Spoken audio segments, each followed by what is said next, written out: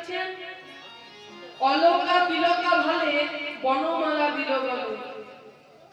অলকা তিলকা ভালে, দেখো অলকা কাকে বলে?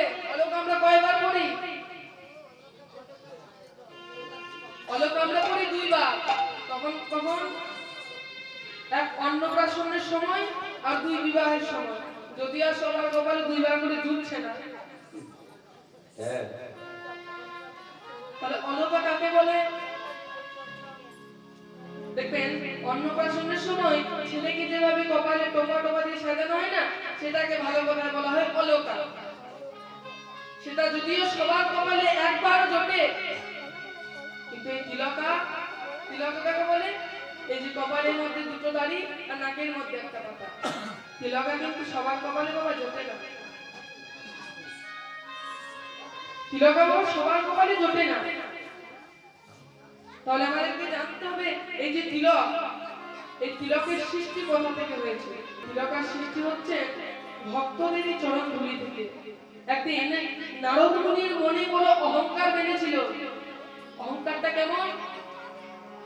যে আমার থেকে বড় ভক্ত এই বিশ্ব ব্রহ্মাণ্ডে আর কেউ নেই। আমার থেকে বড় ভক্ত এই বিশ্ব ব্রহ্মাণ্ডে আর কেউ নেই। ভগবান শ্রীবিষ্ণু যখন দেখলেন যে নারদের এইরকম অহংকার হয়েছে যে আমার থেকে বড় ভক্ত এই ত্রিভুবনে আর কেউ নেই, মনে মনে চিন্তা করলেন নারদের অহংকার চূর্ণ করতে হবে, নারদের অহংকার ভাঙতে হবে। তাই গোবিন্দ ভগবান বিষ্ণু বললেন কি, নারদকে ডেকে বললেন, নারদ আজ আমার বড় মাথায় পীড়া হচ্ছে, মাথায় যন্ত্রণা হচ্ছে, মাথায় ব্যথা হয়েছে, তুমি একটু যাও না, সন্দীপনী মুনির আশ্রম থেকে ঘুরে এসো, তুমি একটু যাও, সেখানে গিয়ে বলো, তিনি বলে দেবেন যে কিভাবে আমার এই মাথার ব্যথা ঠিক হয়ে যাবে। তাই নারদ মুনি নিজের বাহন ঢেকিতে করে চলে গেল সন্দীপনী মুনির আশ্রমে। সন্দীপনী মুনির আশ্রমে যেই না গিয়েছে, সেখানে তো ভগবান কৃষ্ণ আগে থেকে সন্দীপনী মুনির বেশ নিয়ে সেখানে বসে আছে। যে না নারদ মুনি এসেছে, নারদ মুনি বললেন, মুনিবর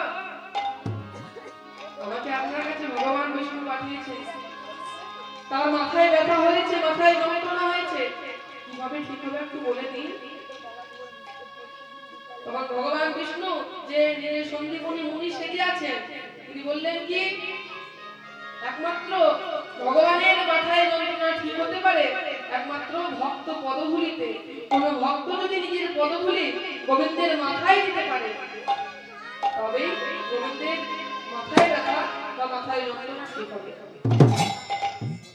আমারা কেউ কি নিজের চরণধূলি কি গোবিন্দের মাথায় দিতে পারবেন? কেউ একজন হাত তুলে বলুন তো যে আমি দিতে পারবো। ভগবান তার মাথায় যদি নিজের চরণে ধুলা যদি দিই, আমাদের নরকেও ঠাঁই হবে। নারদ মুনি যেই না গোবিন্দকে এসে শ্রীবিষ্ণুকে এসে বলেছে যে সন্দীপনী মুনি বলেছে যে কোন ভক্তের পদধূলি আপনার মাথায় যদি পড়ে, আপনার মাথায় যদি নিতে পারে, তাহলে আপনার এই মাথা যন্ত্রণা ঠিক হয়ে যাবে। ভগবান বিষ্ণু বললেন, নারদ তুমি তো আমার সব থেকে বড় ভক্ত, তাই না? তাহলে তোমার চরণ ধুলে একটু আমার মাথায় দাও। যেই না বলেছে তোমার চরণ ধুলে আমার একটু মাথায় দাও, নারদ মুনির অহংকার রইল না। কেন? নারদ মুনি বললেন, প্রভু এই কাজ আমি করতে পারবো না। নারদ মুনি মনে মনে নিজে চিন্তা করলেন, আমি যদি আমার পদধূলি যদি আমি ভগবানের যদি মাথায় নিয়ে, আমার নরকে ঠাঁই হবে না। তখন ভগবান কৃষ্ণ বললেন কি, নারদ মুনি তুমি যাও, বৃন্দাবনে যাও, সেখানে গিয়ে ব্রজবাসীদের বলো যে তোমাদের রাজা কৃষ্ণের মাথায় ব্যথা হয়েছে, তার জন্য ভক্ত পদধূলি চায়। তুমি গিয়ে বলো বৃন্দাবনে গিয়ে। নারদ মুনি যেই না নিজের বাহনে করে এসেছে, বৃন্দাবনে যেই না এসেছে, এসে যেই না দাঁড়িয়েছে, সকল বৃন্দাবনবাসীগণদের ডাকছেন, ও ব্রজবাসীগণ সকলে এদিকে এসো এসো। যেই না সকলে ওম করে দাঁড়িয়েছে, নারদ মুনি বলল, বৃন্দাবনবাসীগণ তোমাদের মহারাজে, তোমাদের শ্রীকৃষ্ণের মাথায় যন্ত্রণা হয়েছে, মাথায় ব্যথা হয়েছে।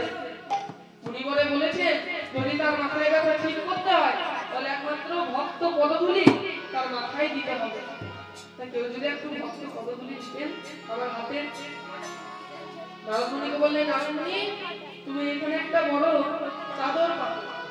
যেই না নারদমুনি চাদর পেতেছে, বৃন্দাবনের বাসীগণ, বৃন্দাবনের বাসীদের চরণধূলি এত জড়ো হলো যে নারদমুনি নিজে বয়ে নিয়ে যেতে পারলেন না। কোনরকম কষ্ট করে যেই না নিয়ে এসে গোবিন্দের কাছে নামিয়েছে,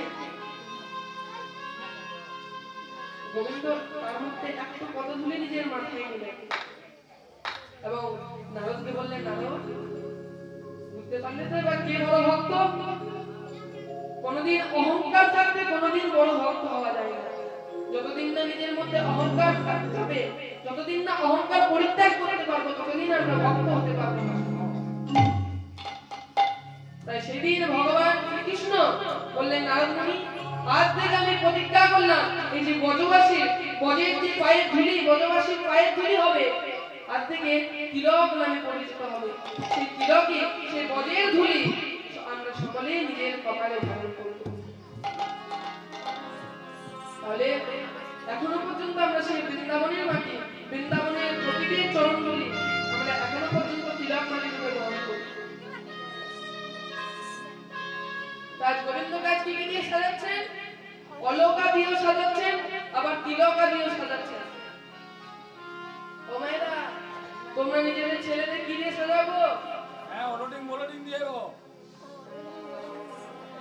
কি দিয়ে সাজা? কেউ তিলক বা অলকা দিয়ে সাজান?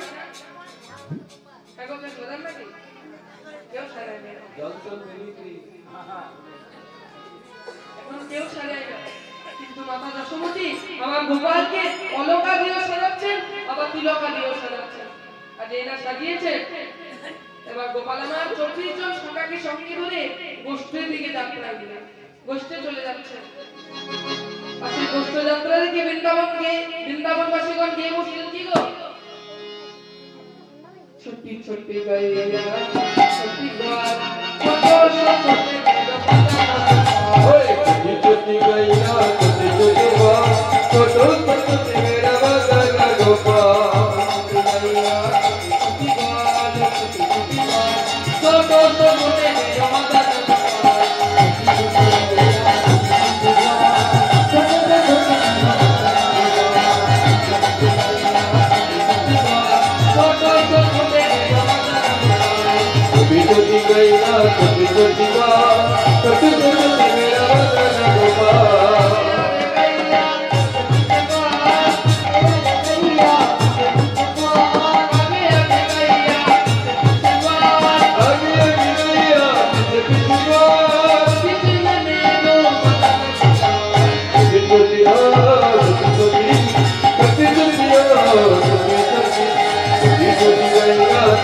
Shiva